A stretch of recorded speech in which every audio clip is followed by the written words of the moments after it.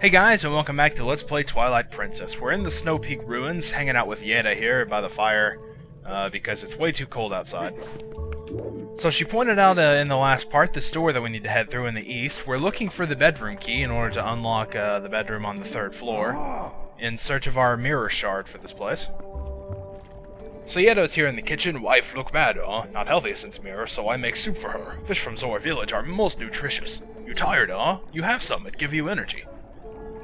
Yeah, you can actually take some. You can climb up here and, you know, scoop some in your bottle, but at this point it'll actually only recover 2 hearts, so it's not very useful, actually. So in this pot over here is Uku, and she says, "Phew, free at last, gracious, well now, I'll be right with you." And it's the same stuff every time, so we're reunited with Uku. We can warp out whenever we want now, which is useful. So let's just head through this door on the north. Yeta was kind enough to mark a big red dot on our map for us in order to locate our objective. We're going to have to kind of go around a little bit, though. We can't just go, like, north because the door is up there. We can't get to it. So here we're going to have kind of a sliding block puzzle. We're going to need to get the blocks over here on this little button right here. The first one's really simple because there's only 2 blocks. I'll just push this one all the way over to the edge. It'll create kind of like a stopper right here. Then just go over to this block and push it around in a circle, pretty much. Go down this way. And then over here. And then now all we have to do is push it down on the button. See, it's pretty simple. We're going to have to come back here later, though, obviously. We're going to have to deal with 3 blocks, which is a little bit more complicated, but it's still not that bad, really. A lot of people do have trouble with it, though, so I guess if you are one of those people, then you can see how to do it, assuming I can remember myself. So now we're outside in this big center area. There's like a big open field sort of thing here in the middle of these ruins. I kind of wonder, like, what this building was before the Yetis took it over, you know? Like, considering it's ruins of something, I really don't think that it's just always been their house. This building had to be used for something. So, I don't know, it kind of looks like a fort. It kind of reminds me of a military fort, especially with, like, cannons around and stuff, so... I don't know, maybe that is what it was, but... oh well. So we have white wolfos around here, and they can be quite a pain. You definitely want to be Wolf Link in this snow, because if you try to be Hylian Link, he won't be able to move around in this deep snow at all. So we get to have kind of a wolf-on-wolf battle here. They're pretty quick and pretty good at avoiding you, but they're not really that much of a problem. You can use your charge attack if you get lucky enough with the positioning. Yeah, sometimes he'll hit you like that, though, and it gets kind of annoying. Okay, get back here. Oh, come on, I had him in a corner, man. Alright, there we are. So there's a few chests around the area that we want to pick up. Let's grab this one first. It's a red rupee, so that's pretty cool. And if we go over here, we can see a chest that's kind of buried in the snow. Well, we can dig. And open it up in order to receive a small key. So now we can go in this door over here on the east and get in from the cold snow. Okay, actually it's still kind of outside, but oh well. It looked in, but there's just this weird hallway here. So these enemies here are mini freezards, I think they're called, like F-R-E-E-Z-A-R-D-S. And the easiest way I found to deal with them is just to slowly walk up to them and use the mortal draw. If you get too close like that, though, they'll freeze you solid and you'll have to like push buttons to break out of it. But as long as you keep your distance, actually, you can deal with these things pretty easily. They're really annoying to deal with if you don't use the mortal draw. Mostly because you really probably won't kill them in one hit, and whenever you don't kill them one hit, they bounce around everywhere. And I don't know what I hit my sword on there. I guess the wall or something. All right, dude, you're really getting on my nerves now. There we go. I'll give you an example of what happens if you don't kill them in one shot. Basically, or if you use the shield, they start bouncing around like this, and you oftentimes lose your target on them when they're bouncing around. So, I mean, obviously you want to deal with them in one hit if possible. So there we go. You have to kill all the mini freezers in that room to open the way forward.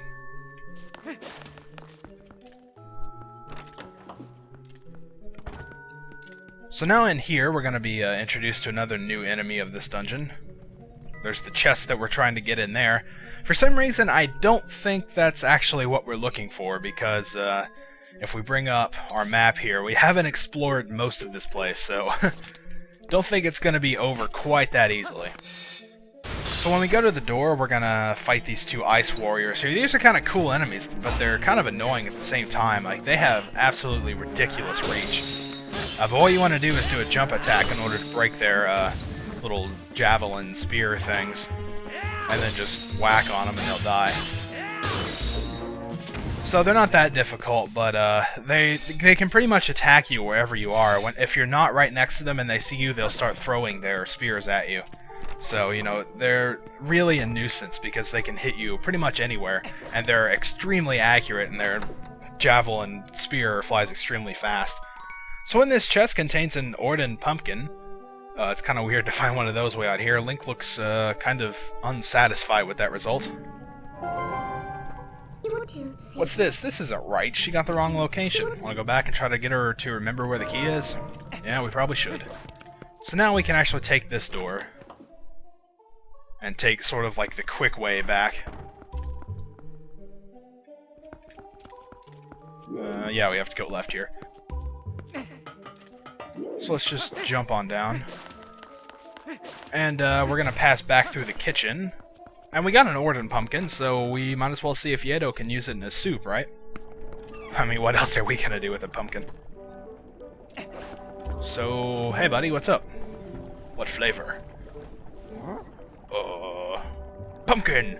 You have pumpkin, huh? Oof. Hey man, you could have just asked for it, jeez. Pumpkin, pumpkin, oh. Thanks, you taste if you want.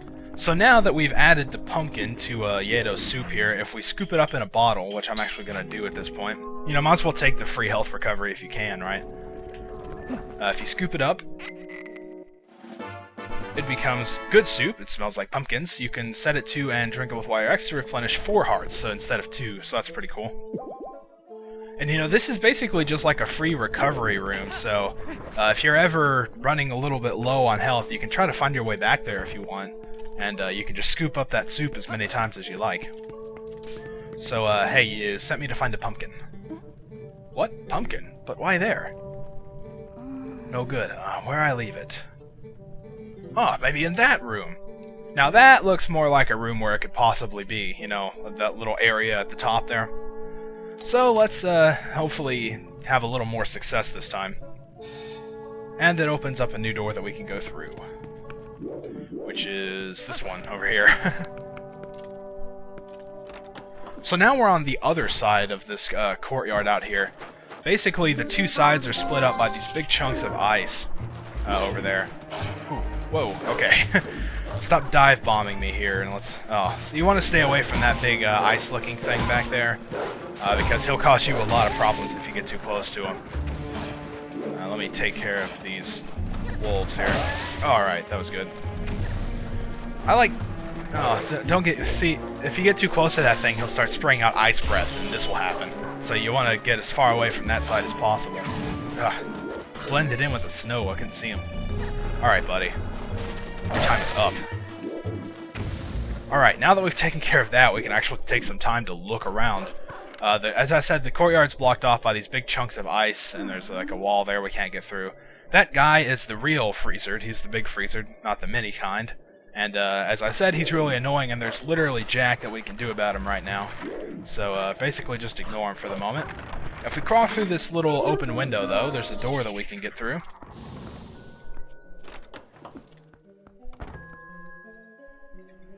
And there's a cannon in here. I don't know why there's a cannon inside of a room. Doesn't really make much sense to me, but whatever. So let's deal with this mini freezer here. There's going to be a few of these on the way. As I said, just stop and basically mash A and he'll do the mortal draw as soon as possible. We want to grab this little... This is a cannonball here. And sort of take it with us. Just throw it to get it out of the way. Oh no!